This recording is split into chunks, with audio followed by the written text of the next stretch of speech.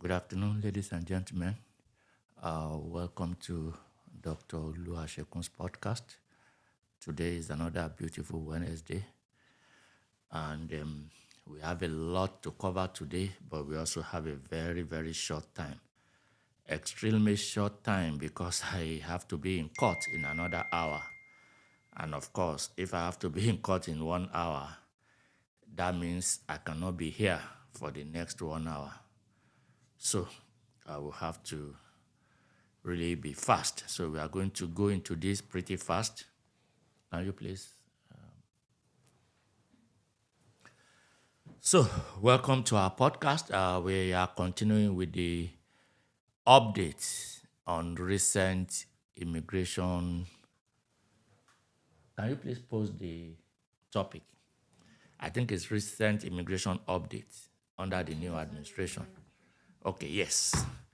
We are continuing with the recent immigration updates under the new administration. So welcome to our podcast. As I said, we have a lot to cover today, but we also have a very, very short time. I have to be in court in the next hour, so which means I'll probably be here probably for about 40 minutes. So we have to really make use of our time. Last week, I was able to read from the screen. Is it possible to, instead of reading from the phone? Yes, as I said, we have a lot of updates. I come from a country where we refer to something as one chance. I believe that with this new administration, as far as immigration is concerned, we have entered one chance. Because you recall when I mentioned the different executive orders during Donald Trump's very first week in office, and part of the executive order at that time, I was trying to see if I can remember it. It has to do with how EOIR, Executive Office of Immigration Review, how they should be conducting their business. Was that a question?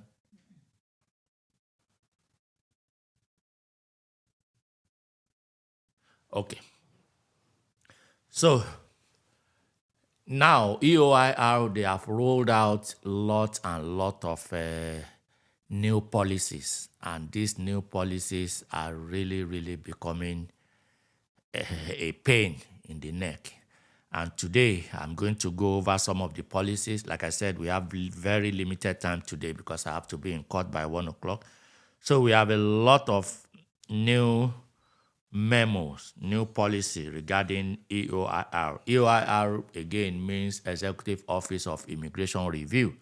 That is the body controlling all the immigration courts in the United States. And they are under the Department of Justice. So the Attorney General actually have control over all the immigration courts in the United States. Please, if you have questions, please send it only once. Don't repeat questions so that we can catch up as quickly as possible. Like I said, we have very limited time. So starting from where we stopped from last time, I try to make it easy for myself so that at least we know where we are, the new thing.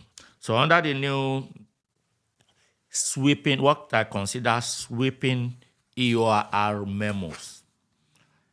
Under that memo, going forward, the 15-day deadline at immigration court for lawyers and respondents to file any application or any supporting document we want immigration court to look at, that 15 days has been rescinded.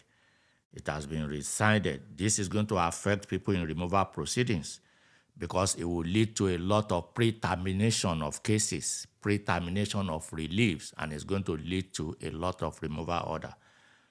The next thing, the new executive order, the memo under the new executive order also request a revision or replacement of what is called Foreign Affairs Manual. Foreign Affairs Manual. We don't have a lot of time today. I will have shown you a sample of what Foreign Affairs Manual looks like. This is what determines who gets visas and who is denied visas at the embassies. So all these are being reviewed and being replaced. The memo also asked immigration judges to complete asylum cases within 180 days. This is really, really going to be problematic for a lot of people.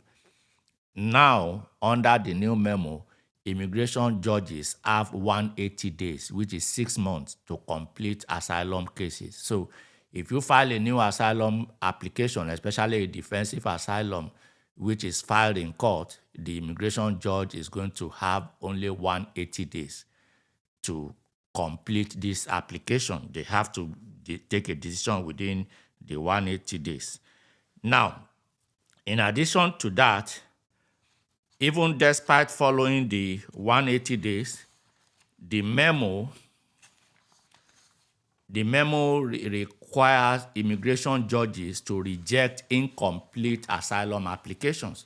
So even within the 180 days, if you file an asylum application and you do not complete it properly, if you leave some questions unanswered, they are going to reject the application, and all this is going to count towards the 180 days. So if you spend a few weeks filing asylum, getting rejected, filing and getting rejected, all this is going to count towards the 180 days. Now, the memo also requires immigration judges to identify and report fraud. Again, this is another problem. This is going to be problematic. They are going to turn immigration judges to maybe CIA agents now, because I don't know how an immigration judge is going to determine fraud. But again, this is what the memo is requiring immigration judges to do, to identify and report fraud. Another thing that the new memo says is about asylum clock. This is very important because a lot of people file asylum just to be able to obtain employment authorization. So under the new memo, if you are in removal proceedings, you may not even get employment authorization, because the memo is saying that asylum clock should not run except due to exceptional circumstances. So come to think of it, the rule is that before you are eligible for employment authorization, if you are in removal proceedings and you file a defensive asylum, your asylum application must have been pending for 180 days. Now, this memo is saying that within that 180 days, the judge must complete the case. And now, if you ask for anything, even if the judge wants you to plead to the notice to appear, and you say, you know what, I want to come back to plead, they are going to stop the asylum clock. So what that means is that you are not going to get employment authorization. If you request a continuance for any reason, they are going to stop the asylum clock. If you are required to do biometrics, fingerprinting, and you have not done it, they are going to stop the asylum clock. So all this is, they are attempting to prevent people from getting employment authorization, even when they have a valid asylum application. Now, the next thing, still similar to what I was explaining, asylum applications are deemed abandoned if biometrics or what we consider fingerprinting are not completed and no good cause exists. So, before now, it is the responsibility of DHS, Department of Homeland Security, to ensure that the respondent fingerprinting is complete. But this memo is pushing that responsibility to the respondent now. They are pushing the responsibility to the foreigner. So what they are saying now is that if fingerprinting or biometrics is not completed and there is no good cause and exceptional circumstances provided, then the application for asylum is considered abandoned. the application is considered abandoned under the new policy. Now, the next thing the memo says is that continuances, or what we used to call in my home country, in Nigeria, adjournment. Continuances should only be granted if good cause and exceptional circumstances exist. In fact, I've seen this since last week, including this week. I right now I'm supposed to be in El Paso. I have an immigration case in El Paso because Dallas to drive from here to El Paso is about 12 hours. And of course, as at last week, the case was supposed to be electronic, WebEx, but for some reason, it was changed yesterday to in-person. There's no way I'm going to be in El Paso today. So I filed a motion. So I don't know what is going to happen, whether the court is going to grant it or not, but the motion has been submitted. But since last week, every single motion that I filed for continuance has not been granted. Some of them has already been denied. My motion, I'm supposed to have a case in Houston tomorrow. I filed a motion for electronic hearing. The motion has been denied. Every attempt to get continuance right now, but looking at the memo, I now understand why these judges started behaving the way they are. They are doing since last week. So they are actually following the memo. So under the memo now, continuances or adjournments should only be granted if good cause and exceptional circumstances exist. I really don't know how one is going to prove exceptional circumstances and how the judge is going to determine what is exceptional and what is not. Now, another most important thing under this new memo is that the memo added to the list of mandatory detention. The memo added to the list of mandatory detention. This is interesting because if you are picked up now, you may not get a bond. Before now, I'm going to go over the list of mandatory detention under the immigration law. Prior to now, if you committed criminal offenses, if you are not a citizen, non-citizen, or an alien, committed criminal offenses involving moral turpitude, crimes involving moral turpitude, it is mandatory detention. If you committed aggravated felony, it is mandatory detention. Drug offenses, except for a single offense of simple possession of 30 grams or less of marijuana. Other than that, it is mandatory detention. Firearm offenses, gun, anything that is considered firearm, it is mandatory detention. Terrorism and national security violation, it is mandatory detention. Espionage, if they believe that you are spying on the United States, it is a mandatory detention. Visa fraud or visa violation, where somebody has committed document fraud or misrepresentation in immigration application, now it is considered mandatory detention. If you have final order of removal but fail to apply, if you are arrested, it is now mandatory detention. Repeat immigration violations, if you have been previously order removed and you re-enter the United States unlawfully, if you are arrested, it is mandatory detention.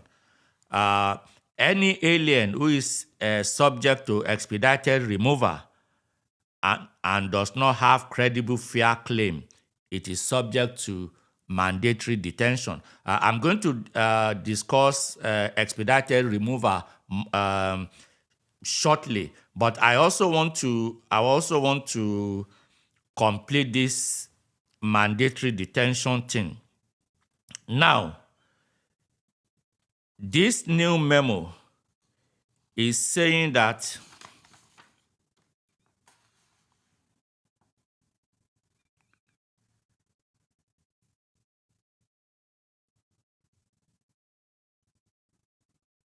Okay, the memo is saying that any non-citizen who is arrested or is convicted of or admit to having completed, meaning that if you plead guilty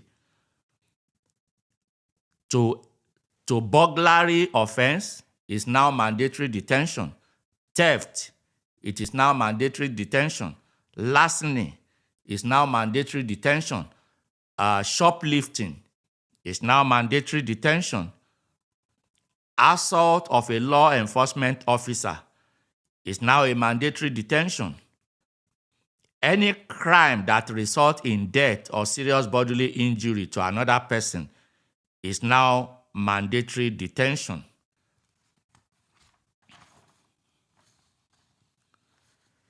Again, this memo reminds immigration judges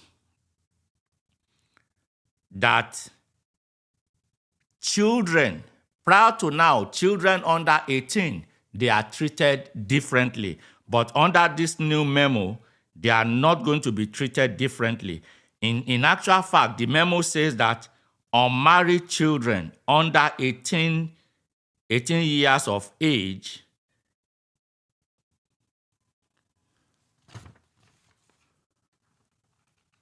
they are still subject to legal standard on credibility and burden of proof. The memo is admonishing judges to be vigilant about fraud and abuse in immigration court cases. So the memo is saying that immigration judges should not consider children differently. They should apply the same standard on children under 18. This memo actually repealed a previous memo by the Biden administration, which instructed immigration judges to treat children differently. But this memo is saying that children should be subject to the same standard. Now, this memo further states that immigration judges cannot review custody determination for persons subject to mandatory detention. So what that means is that anyone who committed any of the offenses that I've listed so far, if they are detained, no immigration judge can grant bond.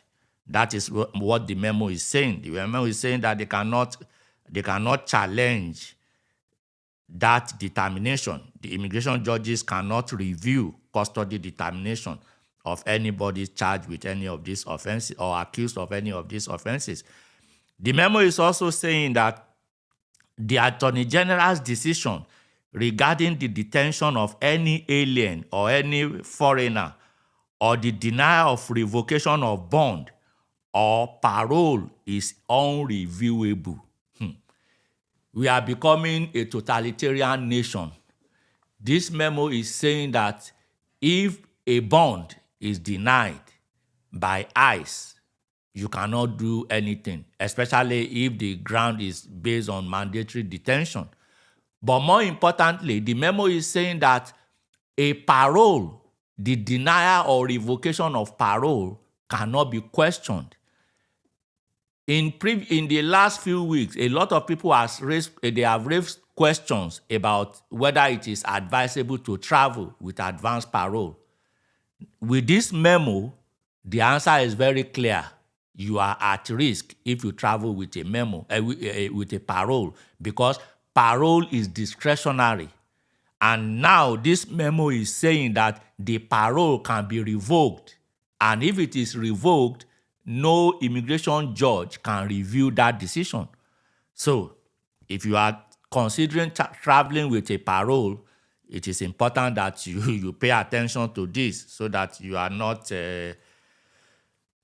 not subject to detention or even denied admission upon your return to the United States. So, the memo also talk about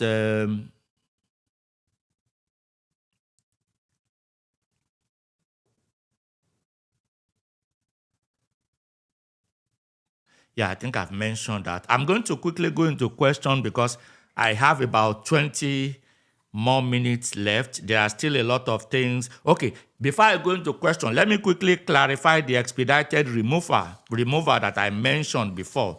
Now, the DHS actually clarified what they considered expedited removal. So they explained that expedited removal simply means that you will not be allowed to go through the immigration process. So you are arrested, you are just sent back to your home country. That is what expedited removal means. So they are saying that expedited removal does not apply to non-citizens who are charged with any other ground of removability or inadmissibility other than, well, unfortunately, I didn't write this out. I'm going to refer to section maybe 8 USC. That is, I'm going to probably go over this at another time because I don't have the time right now. I have just about 20 minutes left. So I'm just going to read it. It does not apply to unaccompanied children. Expedited removal does not apply to unaccompanied children. Expedited removal does not apply where the non-citizen arrived by aircraft at a port of entry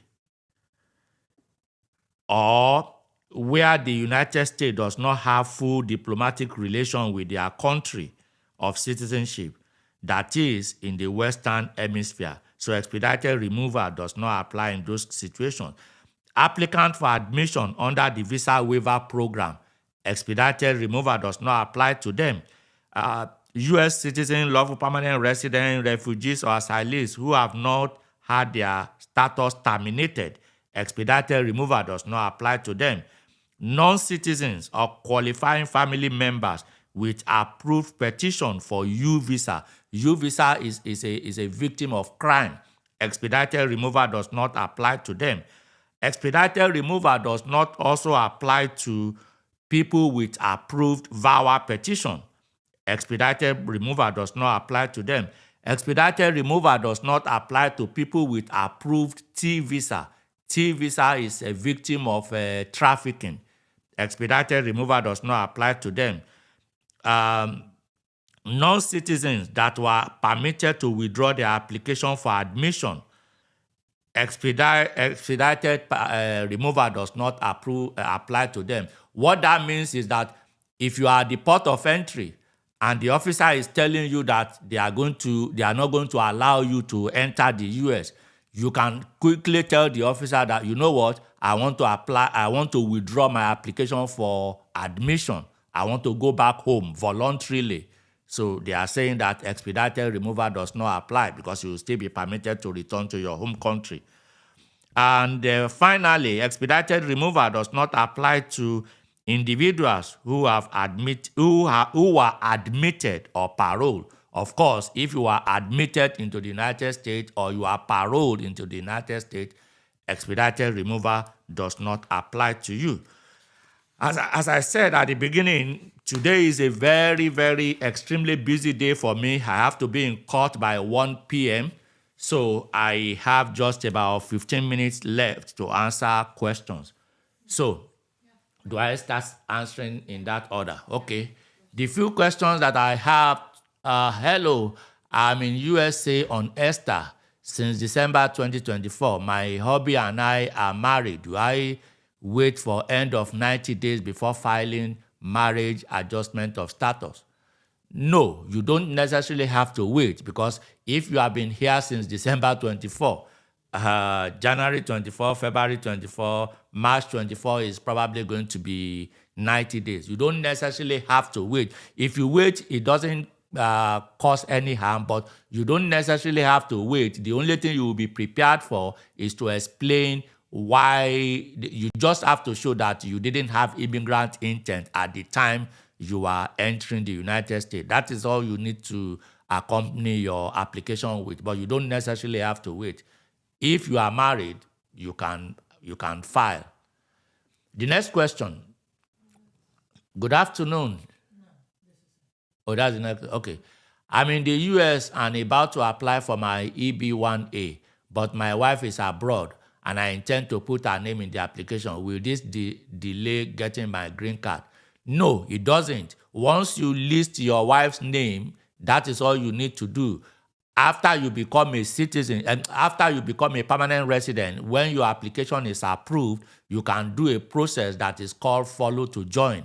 So that one will now allow your wife to join you. Follow to join, upon the approval of your green card, you file Form I-824, application for action on an approved petition.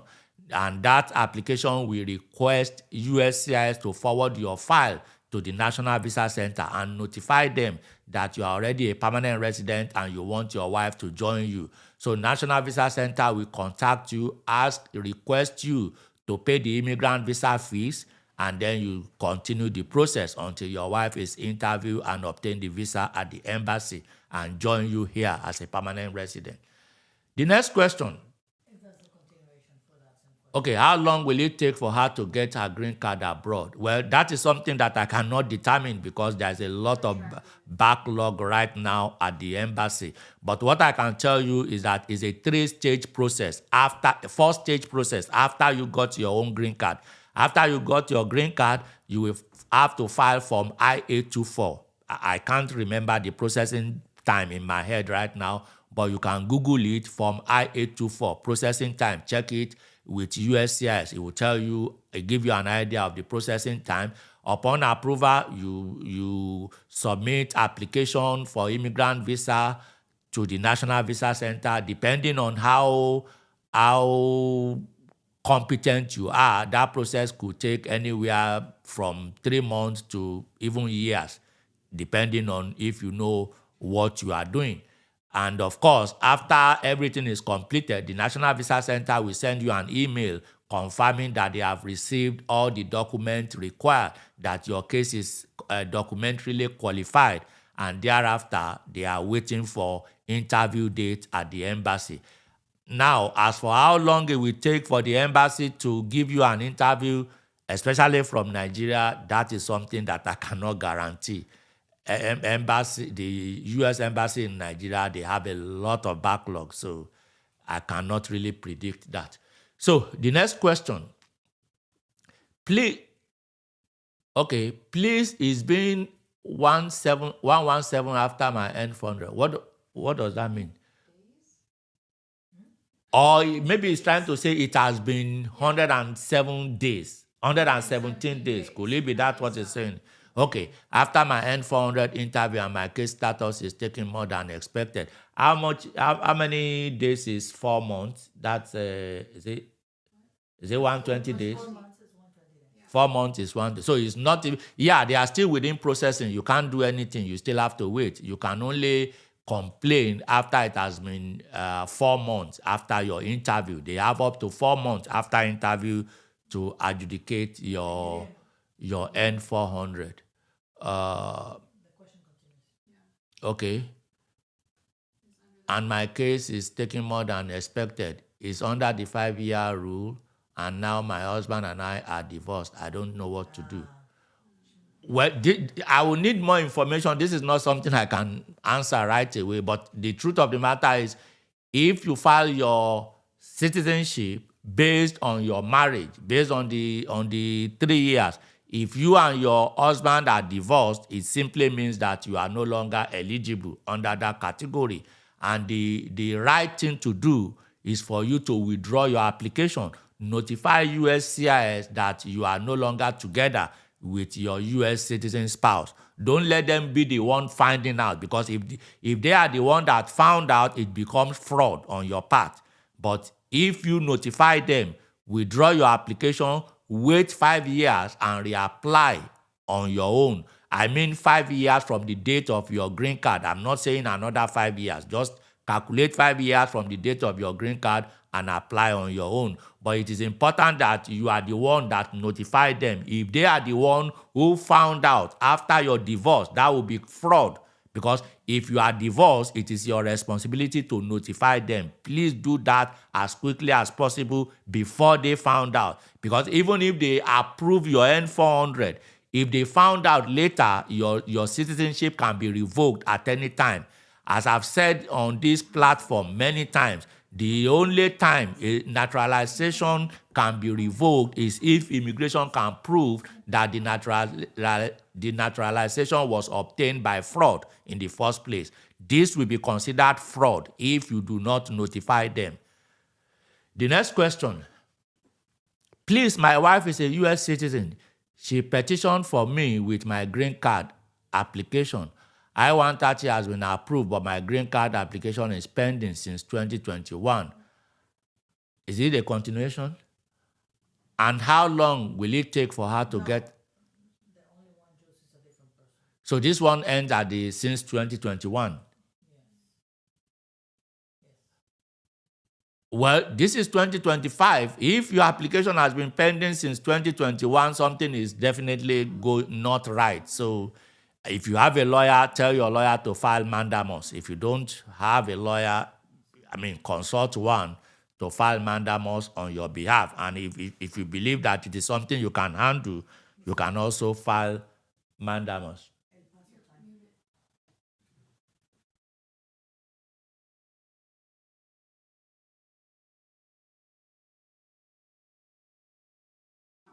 Because all of a sudden I was like, El Paso. Oh, so that means that we are 1 hour ahead. Yeah. So does that mean I can complete this? I don't want to miss it. You can. Yeah. It's 11:31. Oh, okay. Yeah. It's El Paso time. Yeah. Okay, good for my listener then. Sorry for the break in transmission. It has just been brought to my attention that my court case is actually a different timeline than Dallas. I was thinking that my case is 1 o'clock Dallas time. So it has just been brought to my attention that El Paso time is 1 hour behind us. So that means I can actually complete my 1 hour of this podcast. So that's a good thing. So I will be able to answer more questions. Okay.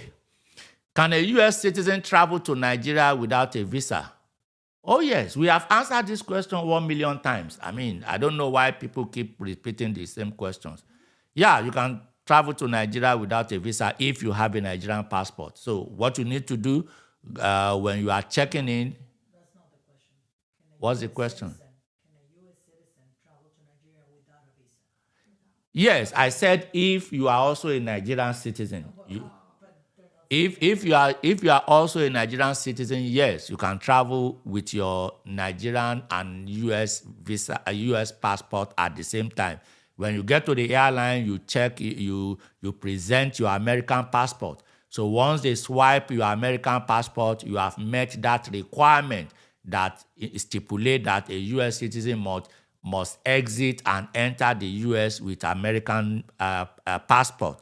So the airline official will probably ask you for how you intend to enter Nigeria if they don't see a visa. Then you can explain to the officer. You can now bring out your Nigerian passport, and then the officer or the agent, I think they call airline people agent. The agent will now verify your ability to enter Nigeria. I've answered this question multiple times since the last 2 weeks. One thing is very clear. The U.S. cannot legislate on how you enter another country. They can only legislate on how you enter and exit the United States. And the law says that if you are an American citizen, you must enter and exit the United States with your American passport. So but the U.S. government does not have an avenue of monitoring people, U.S. citizens that are going out of the U.S. So it is only the airline that does that job. So when you are checking in, you present your American passport. Please present your American passport first, not your Nigerian passport. Present your American passport first. So once you present your American passport, they swipe it. That meets that requirement that says you must exit the U.S. with your American passport. Of course, the agent will look at your passport and realize that you do not have a visa. The airline agent will ask you, how do you intend to enter Nigeria since you don't have a visa? Then you bring out your Nigerian passport and let the agent know that you are also a Nigerian citizen. So that way you have met that requirement. But when you get to Nigeria, you only present your Nigerian passport. It is not it is not within the power of the US to control how a foreign country admit people into their own country. So that is not their job. That is not their business. It is not within their authority. So of course, when you are returning, you also check in with your American passport. So upon entry back into the US, if the CBP officer asks you, how did you depart the United States? You let the officer know that you departed with your American passport. If they ask you, how did you enter Nigeria? Then you let the officer know that you entered Nigeria with your Nigerian passport. It's as simple as that. But if you don't want, if you don't want to do that, you also have the option of applying for visa, but it is not mandatory. The next question, please. Oh, this one seems to be half of the question. She asked a question here. Please, my wife is a U.S. citizen. Okay. Oh, the one. And this is the follow-up.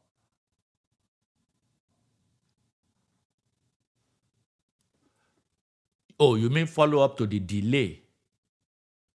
I'm not sure. This is her question here. Please, my wife is a U.S. citizen. She petitioned for me my green card application. I-130 has been approved, but my green card application is pending, and she wants to know if it's maybe because she receives benefits. Well, I think this is the same question that I answered by saying that they can file mandamus. Let me just add to this. I always tell people, never file mandamus if your house is not in order. Never file mandamus if your house is not in order, because he who lives in a glass house does not throw stone. Mandamus is you are suing the US government, you are suing USCIS, you are suing the Department of Homeland Security. So don't do it if your house is not in order. If your wife is obtaining SSI or whatever benefit, the question is, did your wife state in the application that she is married?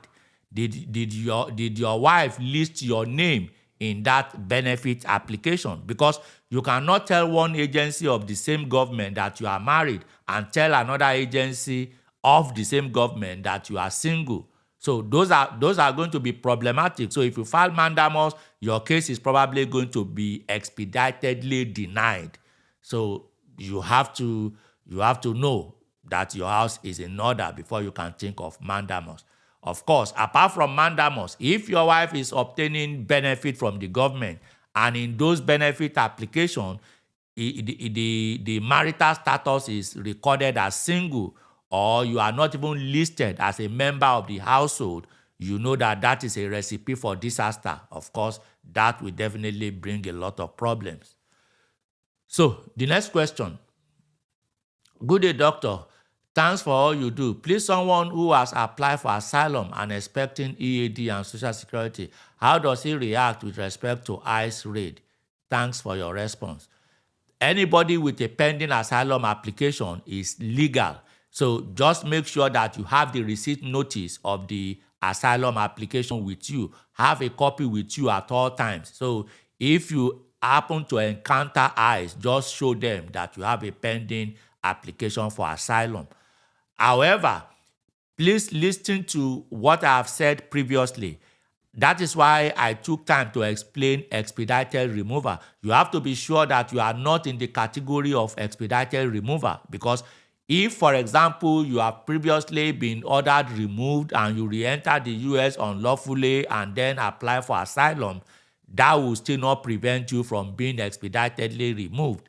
If you meet any other condition of expedited removal, it may still apply to you. But generally, if you have a pending asylum application and you are not in the category of expedited removal, then you are perfectly okay. Just make sure you have a copy of your asylum receipt notice with you. And whenever you encounter ICE, just show them the receipt notice and they will know that you are maintaining legal status. So, the next question. She's been receiving benefits since before we got married. It's not up there. Oh, you mean a follow-up to the previous question? Yeah, it doesn't matter. It doesn't matter whether she's been receiving benefit before or after marriage. What happens is after marriage. If she's been receiving benefit, yeah, if she as a US citizen, if she's eligible for the benefit, that is not fraud. But upon your marriage, any new application, remember, benefit application is not a one-time thing. You have to keep renewing it. And if I recollect correctly, I know some of them you have to renew every 6 months, like the full stamp. You have to keep renewing it every 6 months. So the question is, since you have been married, the renewal application she has been submitting, was your name listed? Did she update her information to show that she's now married? Did she update her information to show that she now lives with you and add you to the household member? Did she update her application to allow them to consider your own income in making a determination whether she's eligible for benefit or not? Because if she does not do all these things, that is considered fraud. And of course, that will going to raise a lot of doubt about your relationship. Now, the next question. Okay, I think this is it, right? That's not a question, Siri. I think that was a post by you. Yeah, that was me. That one. Okay, the next question. Hello, sir. What do you advise regarding the naturalization process if couples are living separately in different states but are not officially divorced? Well, this question is not complete. I really don't understand what you are trying to ask, because couples not are you talking of naturalization based on marriage by the same couple who are not living together? I mean, or are you talking of people who are both permanent residents trying to apply for naturalizations together or something?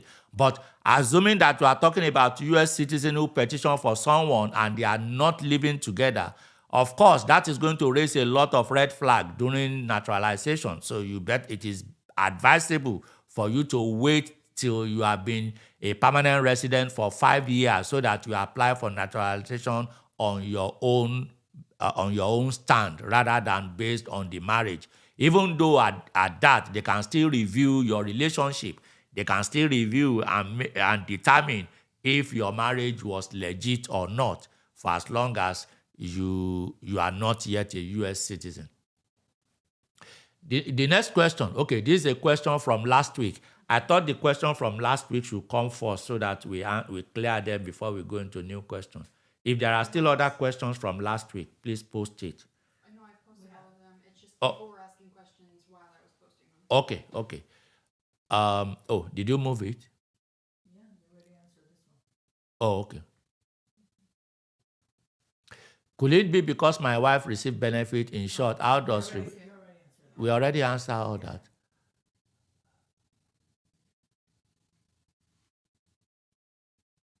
Question from last week. Can ASC green card travel outside the US? I believe this is talking about conditional green card.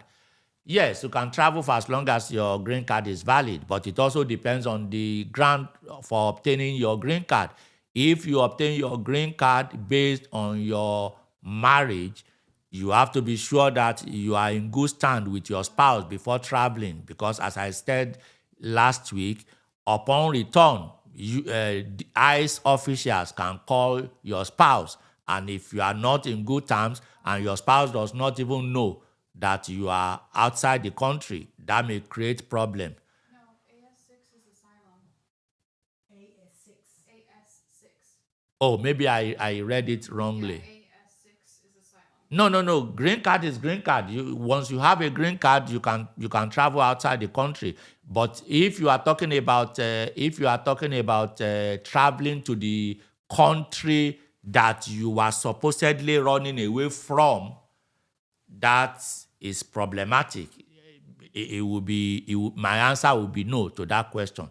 If you obtain your green card based on asylum and you are traveling to the same country that you claim that your life is in danger, that will be a red flag. And of course, remember, whenever you travel, there will be travel record. So if you do that, that can create problem for you, either on return or even during your citizenship.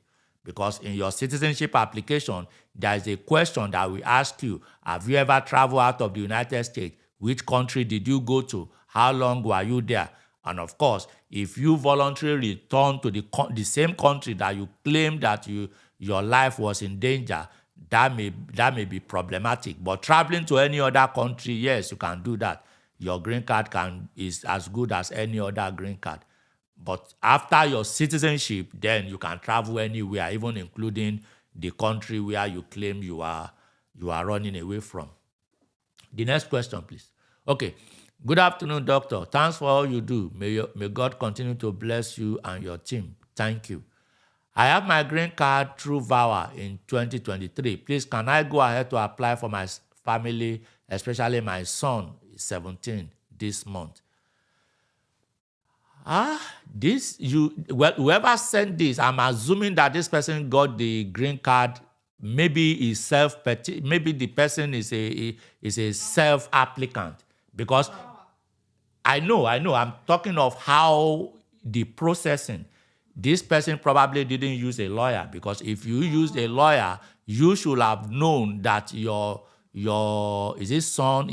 son should have been included through a process known as follow to join.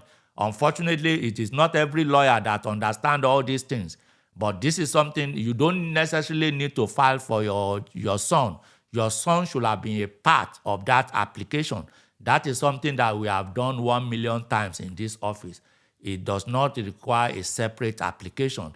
That same VAWA that you got, your son should have been able to benefit from. And I don't think it is late. It is not too late. Just file I-824. File I-824, application for action on an approved petition. And you can still, Assuming the son is abroad. Yeah. That's what it's saying. No. He didn't say whether the person is abroad or here. Well, that's a very good point. This question didn't indicate whether the son is abroad or is here in the United States. But my answer is based on the assumption that the son is abroad. That is when you need a follow to join. But if the son is here in the United States, why not include the son in the first place when the VAWA was filed? I mean, I think the question is probably talking about abroad, because if the son is here, why not include it from the start? So I assume this child is abroad. And like I said, if the child is abroad, there's a process known as follow to join. And then your child should be part of it. You don't need to file a separate application. The next question. Hello, doctor. I applied for I-485 with an EAD as an F1 status, and my EAD was approved but not used. I'm graduating this May. Can I still apply for OPT? Well, this person didn't indicate the status of the I-485. Okay, as an F1 student, hope it will not affect my pending application for I-4 because of approved EAD. That is actually my point. Let me say this. There is a big difference between a non-immigrant visa and an immigrant visa. A non-immigrant visa is any visa that is temporary, while an immigrant visa is any visa that is permanent. The requirement of a non-immigrant visa is in direct conflict with the requirement of a permanent visa. F1 is a non-immigrant visa. I-485 is an immigrant visa. The moment your I-485 is submitted, you are no longer on F1 status. The moment you submit an I-485 application and you received a receipt notice from USCIS, from that moment, you are no longer on F1 status. So talking about applying for OPT and all of that, well, under the new administration, talking about maintaining status, if you believe that your I-485 is unlikely to be approved, yes, apply for OPT. But I tell you, the two status contradict each other. The moment you submit I-485, automatically by law, it invalidates your F1 status. You are no longer on F1 status. This, you see, the executive order mandating someone to be maintaining legal status, all that apply to somebody who is filing a non-immigrant status. It does not apply to somebody who submitted an immigrant petition. Because I-485 is an immigrant petition, the moment you submit I-485, it overrides your non-immigrant status. So, I don't see how the two can coexist. I don't see how the two can coexist. But again, if you are doubting, if you think that your I-485 may not be approved, I will go ahead and file the apply for OPT. But of course, if your I-485 is viable, you don't need any OPT because you are no longer, as at right now, because your I-485 is pending, you are not on F1 status. The next question. Thank you, sir. I have a master hearing for asylum case. I have been paying tax for 7 years and have 2 toddlers. Will I be considered based on this? I have been here for 8 years, no criminal record. Well, unfortunately, no. There is no immigration benefit that I can think of based on this fact that you presented. Something close is cancellation of removal, but you are not yet, you don't meet the requirement. For cancellation of removal, you need to show that you have been in the US for at least 10 years. You need to show that you do not have criminal record, and you need to show that you have a US citizen or a permanent resident qualifying relative who will suffer hardship if you are to be removed. And for this purpose, qualifying relative means parents, spouses, and minor children who will suffer hardship. It is not enough to just have children. You have to show that those children will suffer hardship if you are to be removed. But more importantly, you have not even met the requirement. The primary requirement is that you must have been in the US for at least 10 years. And that 10 years must be before you are placed in removal proceedings. It must be before the notice to appear was issued, because the issuance of a notice to appear will stop the clock. They will no longer count it. So if you are not yet in removal proceedings, just pray that nothing happens until you have been 10 years here, and then maybe you may be eligible for cancellation of removal. The next question. The hearing is for asylum, she said. It says asylum. So that means it's already in removal proceedings. Thank you, sir. I have a master hearing. Yeah, you are already in removal proceedings, so she's still not eligible for for cancellation of removal. So unfortunately the answer is no. The next question. Okay, this is just a comment. Good afternoon, Dr. Asekun and team. Thanks for all you do. Thank you so much. We also appreciate the encouragement. Thank you. The next question. Good day, sir. Please, how can I get appointment to speak to you, sir? I have called the number on screen several times. Well,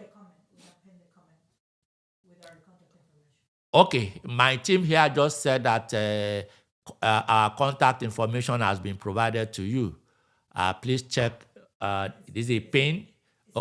Okay, it's pinned. So I don't know what that means, but you probably know. They said they have pinned you, so you probably get. We have pinned the message with our contact information on top. Okay, I understand that we have pinned the message with our contact information.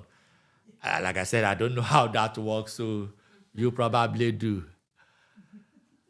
So the number here is purely for the podcast, so that's probably why you didn't get anyone before now. But you have been, our contact information has been provided to you, so hopefully you get. And also, if you want to go directly, you can also go to our website, oluasekun.lawyer. Okay, yeah, that was also part of the message. So the next question. If married to a U.S. citizen How early can someone file for green card? Can it be done immediately or wait for some months? This is an interesting question that I get all the time. The simple answer is that yes, it can be filed immediately. In fact, I have attended interviews where the officer was asking the petitioner, you have been married for over 1 year and you didn't file. How are you coping? I mean, your husband is not working. He is eligible to work if you file for him. So why did you not file? How do you how do you answer that question? I've seen people tell me that, somebody advised them to wait 6 months, wait 1 year before filing. Wait for what purpose? What purpose is that going to serve? It doesn't affect your green card. The only thing is that on the day that your green card is going to be approved, they will check out your marriage, whether your marriage has been 2 years or less. If your marriage is less than 2 years, you will be given a conditional green card. And this is what some people are trying to prevent by waiting. But let me tell you, waiting can actually create more problem than solution. Because number one, like I said, if you are waiting in a realistic marriage, the question is, why will you wait? If you are in a position to allow your spouse to work, to allow your spouse to be legal, why will you want to put your spouse at risk? Especially with this hardened immigration regime. If this is a legitimate marriage, what would be your legitimate reason for waiting? Knowing that your wife or your husband is at risk, knowing that your wife or your husband cannot work, knowing that your wife or your husband is probably unlawful. So why would you want to wait? It doesn't make any sense.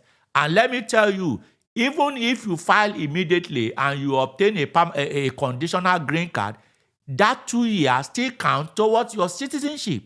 So what it means is that 1 year after the conditional green card, 2 years after the conditional green card, you can apply to remove the condition. And 1 year after you apply, you can actually apply for citizenship. So what is there for you to lose? Nothing. The only thing you can lose is if you don't apply on time.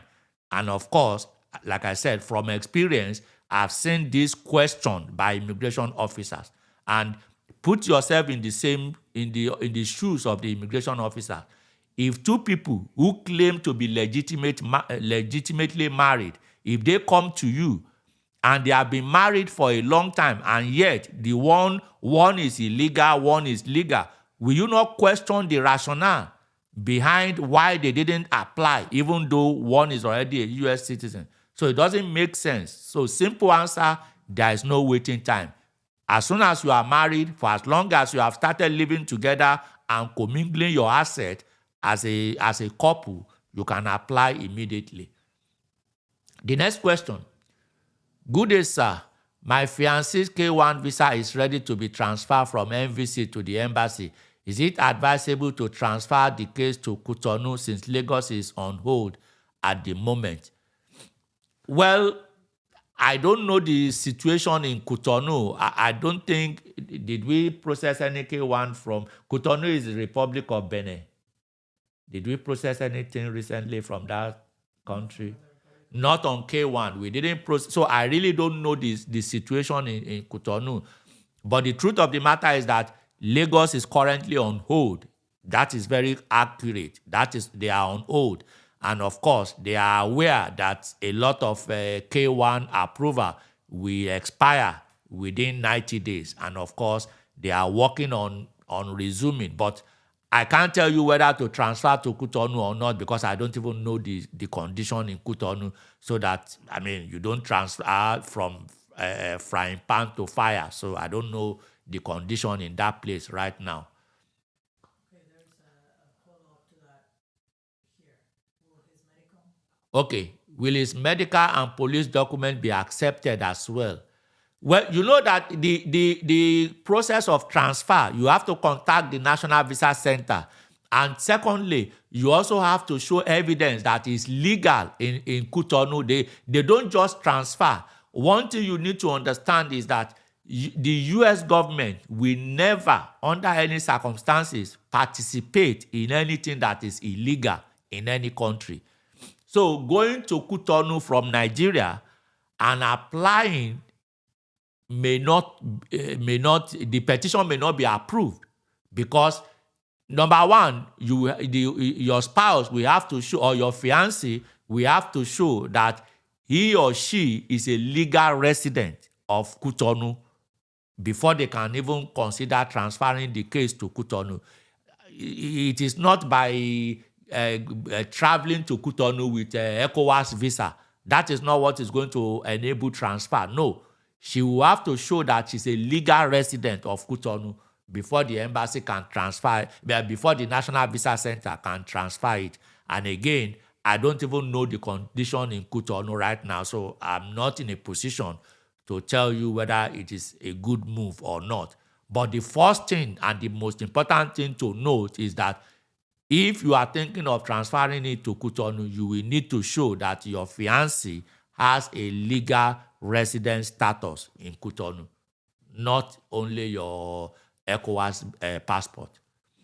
The next question: can someone that has overstayed a visa for 4 years get married to a U.S. citizen this February? Will it not be questioned that I overstated? No, for as long as you originally entered the U.S., you can marry a U.S. citizen at any time and they will still approve it, even if you have been married, if you have been here for over 20 years. In fact, just last week, in this office, we received an approval for somebody who entered the United States since the 80s. And this person actually entered in somebody else's name and passport. And of course, when did those cases, when was it brought to our office? Probably about a year ago. It wasn't long. And yeah, I think it was brought to us in 2023. Yeah, the case was brought to our attention in 2023. This person has been here since the 80s, and he entered the US not even with his own name, but with somebody else's passport. But why was I able to fix it? Because there was evidence of legal entry. He didn't jump through the fence. He didn't swim through the border. There was evidence that he passed through the airport. He flew into the U.S. He was inspected, even though if it was a somebody else's name. But the fact that he was inspected, yes, we were able to fix it. And like I said, he just got married in 2023 to a U.S. citizen. That was the first marriage. Not that he has been here, married, divorced, married, divorced. No, he married that person. That was his first marriage since the 80s. And of course, we were still able to get his green card. We just got the green card last week. So there is no problem with how long you have overstayed. What is important is that the initial entry must be legal. The next question: if a couple has a pending master court hearing of an application submitted by the husband based on their kids' FGM related, and the wife had also suffered FGM ban in the past. Okay, FGM harm in the past. I don't think it's complete. Where's the continuation? I don't see it. Let me see if it's here. Okay, here. Okay.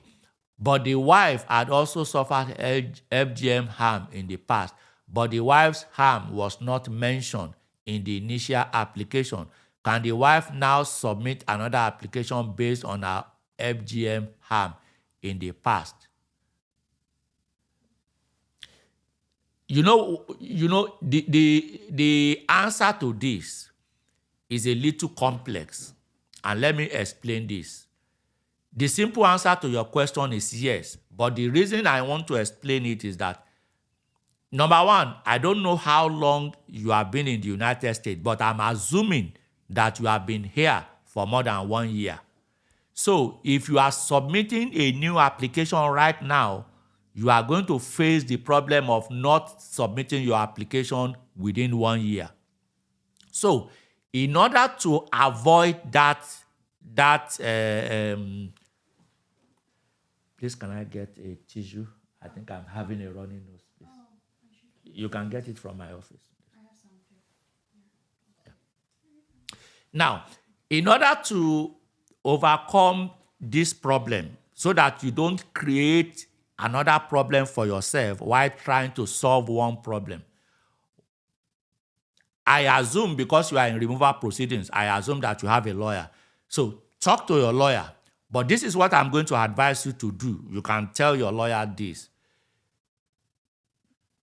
The day that you have a master hearing, you appear in court with your husband, even though you are divorced.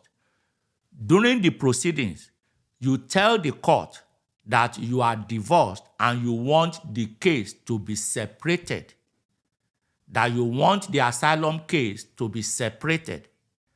Now, the judge will separate it and ask you, thank you. The judge will separate it and ask you to submit your own application. Now, if you are submitting your own application based on the judge's order, the issue of 1 year deadline will not come up at all. So you have to do it in a smart way. But if you just go and file a brand new application, during the hearing, the government lawyer can bring up the issue of not filing your application within the deadline. And of course, that may lead to a denial of the application, irrespective of the merit of your case. But what you should do, or tell your lawyer to do, appear on the date that your husband is supposed to appear together, and tell the court that you are no longer married, and because you are no longer married, you want the case separated.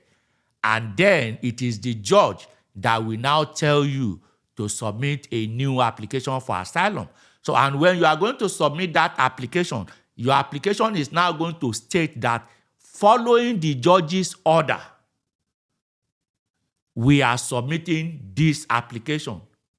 So it is important to get that information so that when they bring up the issue of 1 year deadline, it will not affect you. The next question. Good day, Dr. Asekun, and thank you for your enlightening program, sir. Please, can someone with an F1 visa apply for asylum? Yes, only if you have not been here for more than 1 year. If you have been on F1 for more than 1 year, it will still be a problem. You still have to explain why you didn't apply within 1 year. And although there is supposed to be an exception under the law, the truth of the matter is that in my decade of doing this job, I've not seen one single case where the judge agreed that there was an exceptional circumstances, except where war broke down in that country. I remember in the days of Liberian Civil War, yes, they allow applications that were filed after 1 year. And of course, also during Ukraine war, they allow applications that were filed after 1 year. Or if you can prove a changed circumstances in that country, maybe there is a coup in that country or something significant happened that prevents you from departing and also prevented you from filing the asylum within 1 year. I also remember the case of Haiti. I think there's something that happened in Haiti at the time. I think it was it a major, is it hurricane? Something happened in Haiti at that time that they also considered significant enough to allow filing outside the 1 year deadline. But aside from something significant, even if you are on F1, you still have to apply for asylum within 1 year of entry into the United States. What you can do if you are still on, if you still have a valid F1 visa, you can go out and re-enter, because the 1 year is from the last entry date, not from the date you were on F1, but the last time you entered the US. So if your last entry was less than 1 year, you can still apply. If your last entry is more than 1 year, but you still have a valid visa, even if you go to Canada or Mexico and return For as long as your last entry is within 1 year, yes, you can apply for asylum if you are eligible. And I hope you joined this podcast at the beginning. You probably listened to all the new rules that the new executive order they just rolled out, especially regarding asylum, where I talk about immigration judges being given mandate now to process asylum application within 180 days. And of course, as far as USCIS is concerned, they have returned to last in, first out, which means that if you file asylum now, you can be invited for interview as short as maybe 15 days or 2 weeks. So you have to really be sure that you met the requirement of asylum before you apply. Otherwise, you may be expediting your own removal. The next question. Good afternoon, sir. If I start nursing schooling on H4 visa, can I get a work permit or be authorized to work after schooling? Well, it depends. Once you may not get authorization to work because H4 is not the same as F1. I was going to say you can apply for OPT, but with H4, you cannot apply for OPT because H4 is a dependent of H1. So you may not be able, but there are some H4s that are authorized to work. So you may want to check on the category of your H4. There are some H4s that are authorized to work, but merely being on H4 and getting nursing degree does not give you employment authorization, especially since you are not on F1, which will have enable you to apply for OPT. But if you get your nursing degree and your H4 is still current, you can look for an employer who can file EB3 petition on your behalf. Although visa is not immediately current, but at least once the I-140 is filed, you will join the queue. And when visa becomes current, you then apply for your green card and be able to apply for employment authorization. That is what I will do if I'm in your shoes, if you want to go that route, because it is much, much, much, much easier for a nurse, a registered nurse, to get employment, to get green card through employment than anyone else. That is because they are exempt from the requirement of labor certification.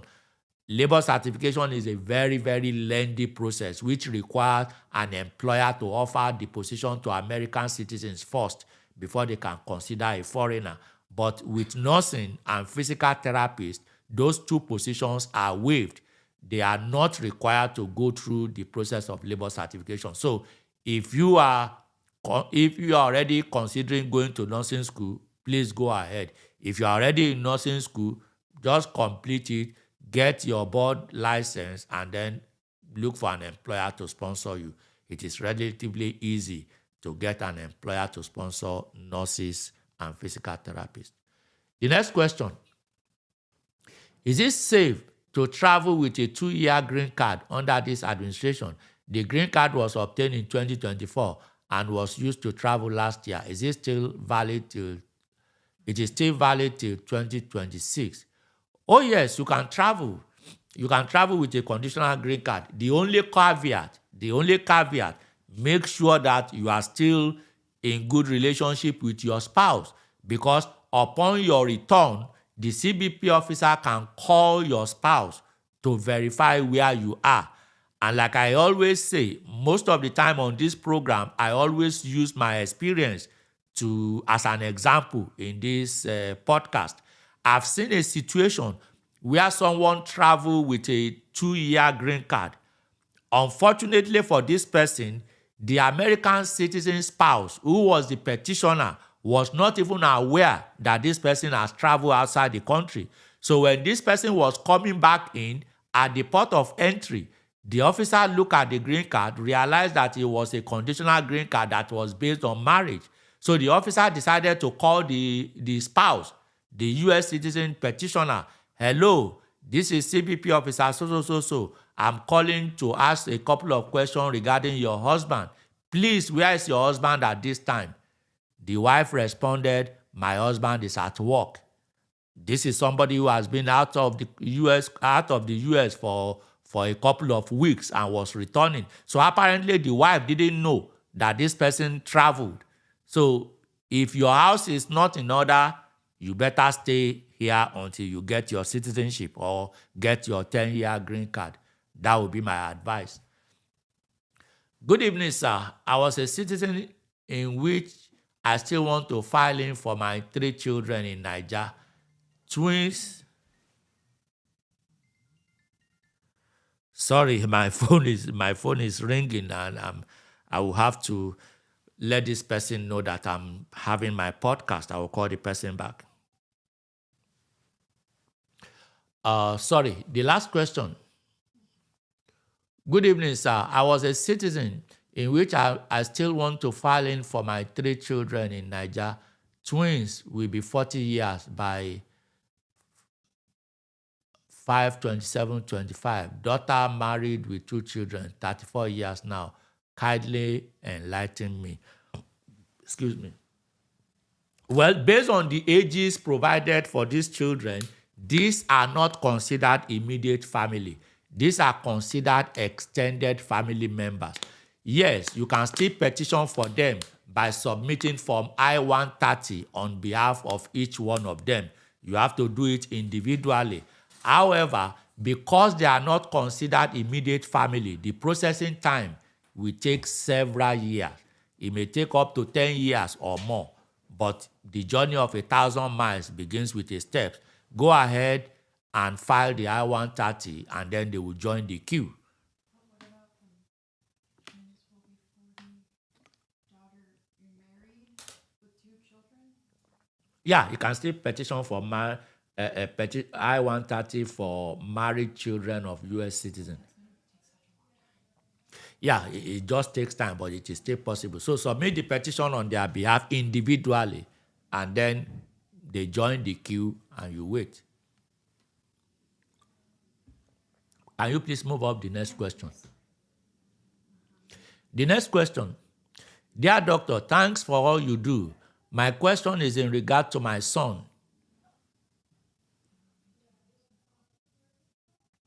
My question is in regard to my son B1, B2 application, which was the only one refused among 5 family members in 2023 because he overstayed when he traveled together in 2018.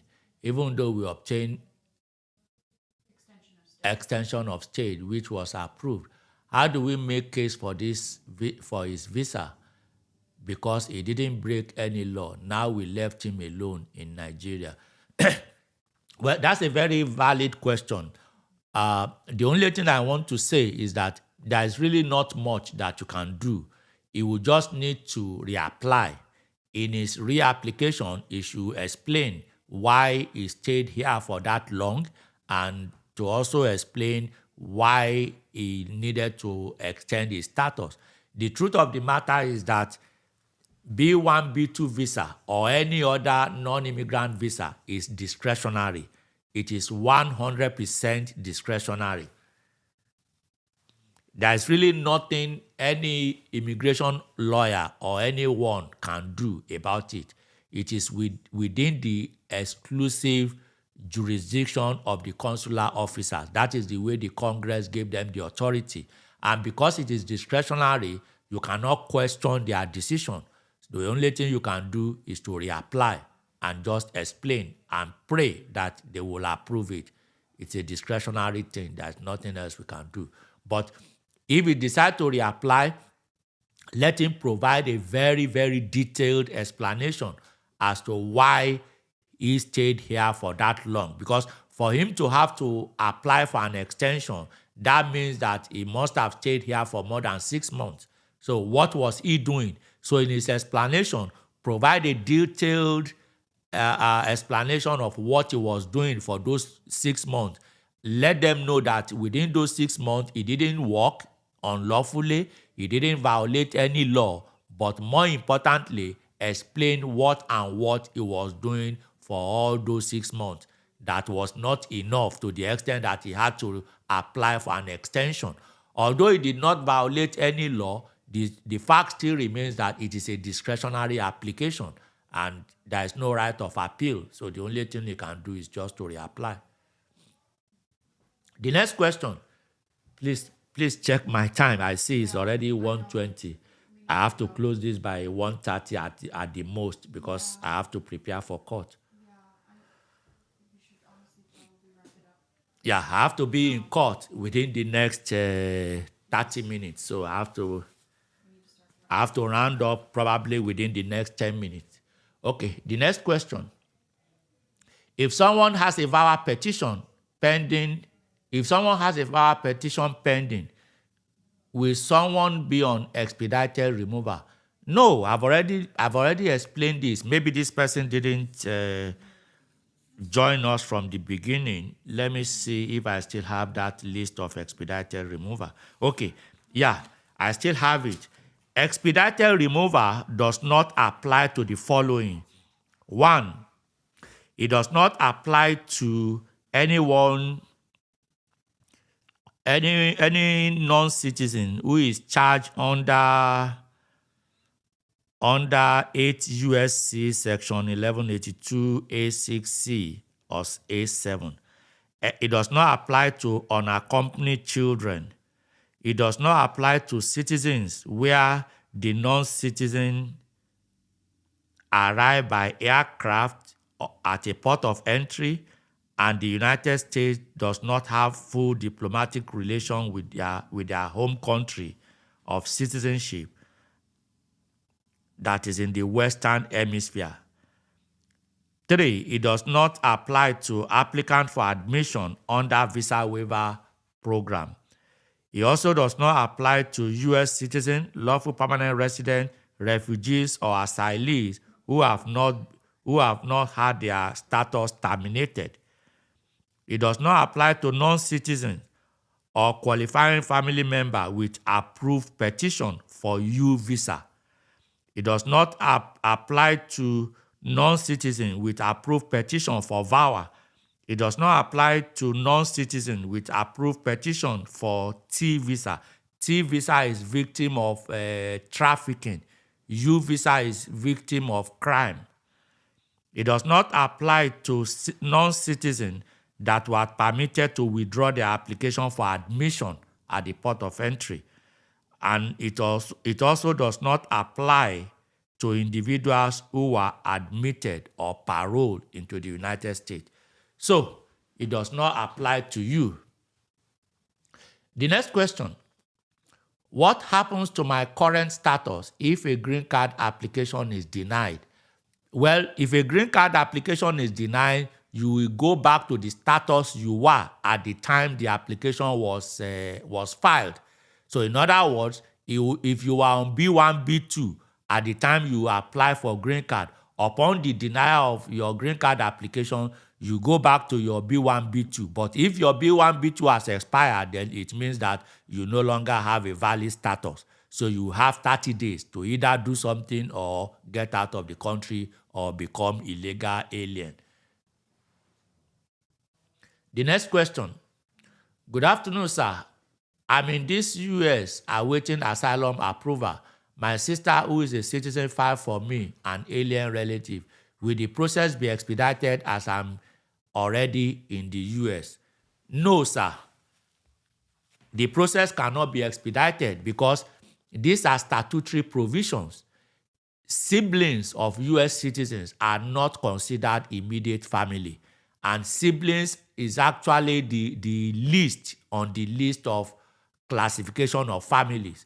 Immediate family of a U.S. include the parents, the spouse, that is husband or wife, the children under 21, that is immediate family. Anything outside that is extended family. But then, even extended family is classified, they are categorized in the order of preference. Extended family, unmarried children of U.S. citizens, they are given priority. Then after that is married children of U.S. citizens. They are next in line. And the bottom of the line is siblings of a U.S. citizen. So right now, For siblings, the last time I checked the visa bulletin, the waiting time is 16 years. So it does not matter whether you are in the US or you are outside the US, you still have to wait because immigration cannot even accept your application until visa becomes current. The next question: how long does it take to receive my green card after going for second interview for I-485? On my USCIS account, it wasn't showing that they brought me for second interview with my spouse. Well, generally, after an interview, whether first or second, USCIS have 90 days to take a decision. So if your second interview has been more than 90 days, you can do a service request or have the petitioner call USCIS to inquire about the case. And if after that you still don't hear anything, you can consider congressional liaison. Let your U.S. citizen spouse, who is your U.S. citizen spouse, let him or her contact the congressman within his or her district to seek congressional assistance. Sometimes it works, sometimes it doesn't work. But after trying all of that, you can also try ombudsman. So you can request assistance from ombudsman. So if all of these things are tried and it doesn't work, then you can consider mandamus. But again, before you think about mandamus, you have to be sure that your house is in order. He who lives in a glass house does not throw stone. The next question: how long does it take to receive my green card after going for it? Oh, that's the one I just answered. Can you please move up the next question? Your enlightenment is greatly appreciated. Hopefully, the knowledge sharing will benefit people affected. Thank you. Thank you. The next question: is it safe to travel to Nigeria with conditional green card this period multiple times as long as you don't stay more than 6 months?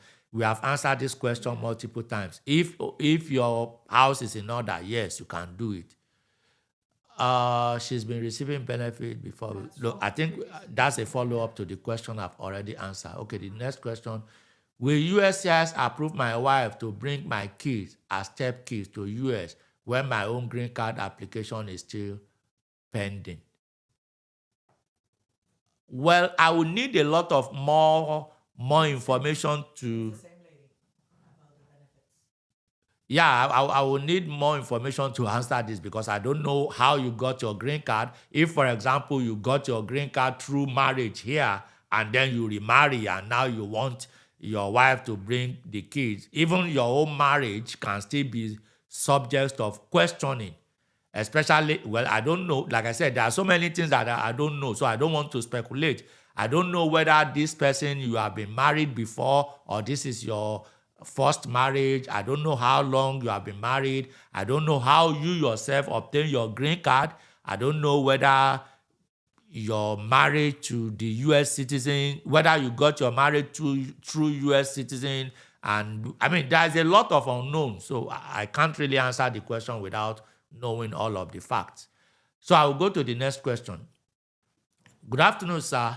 Starting nursing school or licensed practical nurse diploma, do you need a social security number? And after school, can one get a job on that visa? Well, this is not an immigration question, so I really don't know.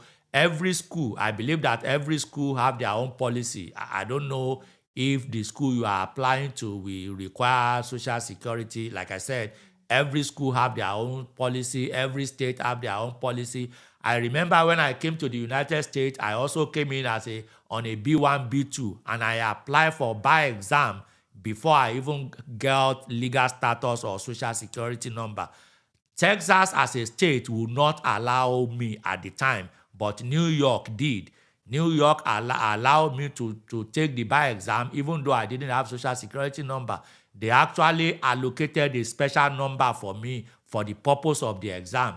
And luckily for me, I passed the exam at my first attempt, and then by the time the results came, I still didn't have my papers. So I had to wait for my social security to be approved before I apply for swearing in. for some reason, my social security took months, which is a reason I cannot explain till today. It was approved at the Social Security office, and I went there. They gave me the number. It was approved, but I didn't receive the Social Security card for several months. So it depends on the school. Some schools can give you admission without Social Security number, and some schools may tell you they want you to provide one. So that is not something I have control over. It's not a question I can answer. The next question. Sir, what is the future of special religious immigration with the backlog over the reduced plus? Can you file I-360 and adjustment of status at the same time? No. The answer is no. You cannot file I-360 and adjustment of status. But whether visa backlog or not, you can still continue to file I-360 if you are eligible. In actual fact, it is until you file the I-360 that is when you join the queue. If you don't file it, you are not even on the queue yet. So if you are talking about backlog, you have to be on the queue before you can even talk about backlog. So if you are eligible for I-360, go and file it, whether visa is current or not. At least you join the queue the day they receive the I-360 application. And then all you need after that is to find a way to maintain legal status until visa becomes current, and then you can submit your application for green card. But to answer your question, you cannot file it concurrently. It has to be filed when visa is current.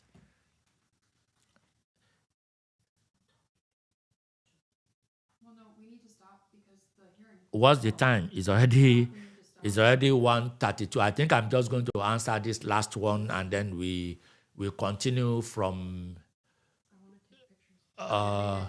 Please, sir, can you explain more on U visa and the benefit, especially when you are giving bona fide determination? Thank you, sir. Well, this is going to be the last question for the day because, like I said, I have a case. Number one, we have exceeded our 1 hour deadline to a 1 hour schedule for this podcast. Number two, I have to be in court. I have a case at the immigration court in El Paso. So, and it's already 1:32 here. So we will have to leave now. So as for U visa question, if you want a more detailed explanation on U visa, please go to our YouTube channel. I have a podcast on U visa. I have a full 1 hour podcast on specifically on U visa. U visa is a victim of criminal activities, and the process, the eligibility, everything that is required was extensively treated on one of our podcasts. Just go to our YouTube page, look for U visa, or otherwise go on YouTube, search Dr. Olu Asekun podcast on U visa. You will see it, and it will give you extensive information and all the things you need to know about U visa. We will need to stop right now. As I said, I have to be in court. We hope to continue next week. We still have a lot of updates that we are not able to go into today, so that I will be able to answer some questions. So we hope to see you again next week.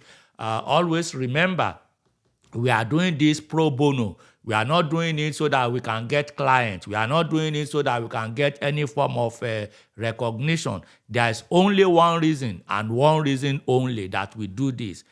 Based on my decades of experience, I see people who make little errors that are fatal. I see it every time, and it breaks my heart to see people make what I consider avoidable errors. Even the Bible says, my people perish for lack of knowledge. Knowledge is key. The difference between someone who is doing well in the United States and someone who is struggling is knowledge. And that knowledge is what I'm trying to share.